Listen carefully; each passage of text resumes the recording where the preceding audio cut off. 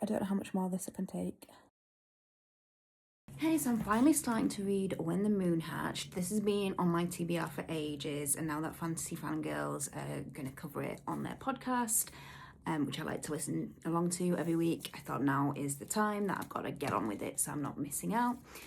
I actually know next to nothing about this book other than it's got dragons, obviously. I'm quite looking forward to going in blind. I often like to read a book knowing as little as possible, and it can take me by surprise. But I do know that a lot of my friends in the book community really love this one. That's why I've decided I'm gonna do a reading vlog, and also there must be quite a lot to talk about in terms of theories, lore, all of that, if it's getting covered by FFG. So let's go. Okay, we're only on page 2 and I'm already loving it. Ignos was a glutton for Claude. The god of fire feasted on her, consumed her, loved her so much he could not breathe without her. Bound to his mournful solitude, Caelus watched this all, jealous of the other creators for their ability to be seen, touched or heard, but thankful to be part of something. Yeah, I love a personified god, and this writing is... Oh, this is going to be full spoilers, by the way. So I'm actually pleasantly surprised a few chapters in at the level of detail we get. We've had quite a lot of different names of the gods creators, different types of dragons, lots of people names, a lot of quite detailed world building, more than I was maybe expecting, thinking it was going to be maybe a bit more entry level like a lot of romantasy books are. So yeah, I'm really liking that so far. Essie's dead. I was not expecting something like that so early on in the book, to be honest. Essie, we hardly knew thee, but that was pretty sad. We've also had our first POV chapter from another character. I'm a bit nervous to say their names. Is it Rave and Khan? I'll look it up. Oh, and I meant to say earlier, but I love this aspect of the book that we get to see some of what Rave is seeing. There's me. Now she's going to be all alone. And I love a book with images in it. Empire the Vampire Trilogy is another really good one for that. Okay, so I got really immersed, so I didn't end up doing any updates for ages. A lot has happened. Rave has been to prison, got rescued by Khan, they've been on a journey together, she started to feel all these feelings, she's run away, she's almost been killed by this guy who wants to breed her, and now Khan has shown up and hopefully he's going to rescue her from that particular unpleasant fate. We've also had quite a lot of Eluin's chapters showing what happened there, and the sad story of the moon with the damaged wing. And is Rave Eluin? It seems like that's maybe the way it's going from things Khan has said, or she's very connected to her, or a reincarnated version. I don't know. I have a lot of questions. But I'm absolutely loving this so far. The build-up between them has been just delicious. I mean, she obviously thought he was very attractive right from the start, but then it feels like something more is starting to break through, and he seems... I obviously think she's someone else or know she's someone else, but he clearly is deeply devoted to that someone else, and yeah, I'm enjoying that. But I have so many questions about the history of this world and what has gone on, and there seem to be a lot of interconnected things that are not explained yet.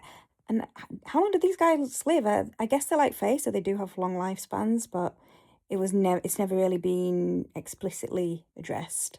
I'm going to assume hundreds of years. Anyway, on we go. He spent 23 years piecing her broken dragon back together. That's like one of the most romantic things I've ever read, but she still won't accept it, won't accept who she is. She's still too afraid. Oh, I don't know how much more this I can take.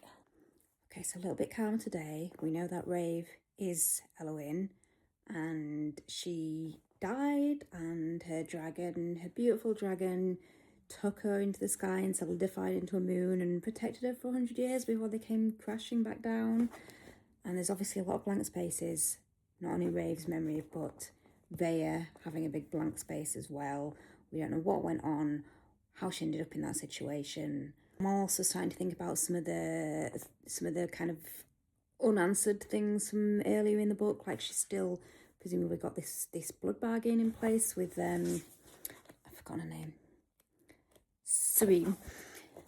Presumably that's still active, even if they do think that she's dead. She's still potentially under control there, so that might come into play.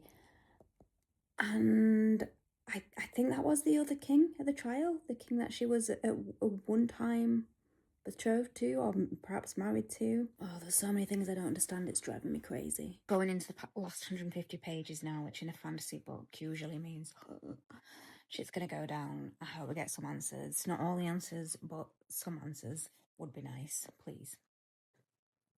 Oh my god, she's planning to Eternal Sunshine in the Spotless Mind him out of her brain, or smudge, as she more politely puts it.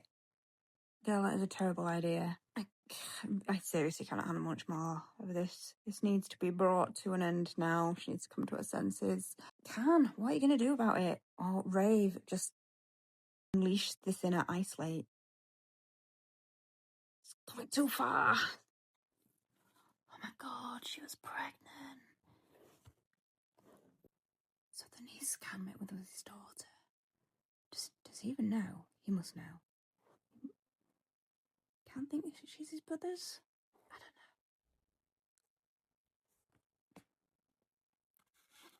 It just gets worse and worse.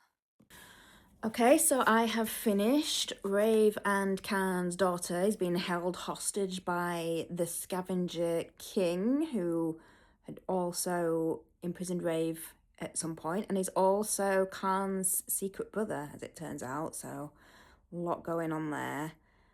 Rave has finally completed her revenge and killed Rexxaros. And I'm glad about that, because if I have one complaint about this book, it's that I was just starting to get slightly tired at the end of kind of looping around her refusing to know about or even be curious about her past and her previous life, and just her kind of focus and insistence that all she wanted was to get her revenge. So now she's done that, that's out of the way. There's no excuses anymore not to explore who you were and what's happened, what's gone on, and let's find out the full story. But I like where this book's ended up. I think it's nicely set up now to go into book 2, which I'm very excited about, because overall I would say that, yeah, I loved this. I really enjoyed the lyrical writing style. It's not for everyone, but it is for me. It's definitely kind of more romance focused than maybe I initially thought it was, just from the kind of more high fantasy setting and some of the vibes. Not a problem for me. I really enjoyed the romance. I love this couple. I absolutely adored all the flashbacks to kind of when they previously were together. I loved this scene, this whole night, just so magical. Yeah, I can't get enough of Khan. Love him. Longing, yearning, all that good stuff there in spades. Yeah, I can't wait to see them brought back together, hoping we explore some of our side characters a bit more as well in the next book. I think this has bumped To Bleed a Crystal Bloom up my TBR.